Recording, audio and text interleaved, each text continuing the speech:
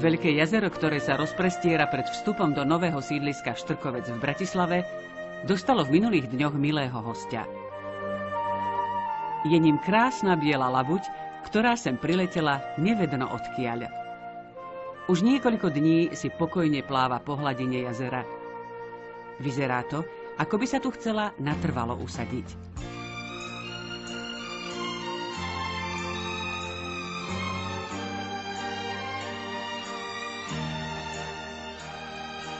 Ako vidieť, veľa strachu nemá ani z ľudí.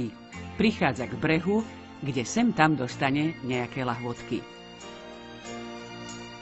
Žiaľ, ako sme sa dozvedeli, sú to práve malí z nového sídliska, ktorí jej nedajú pokoj a hádžu do nej kamene.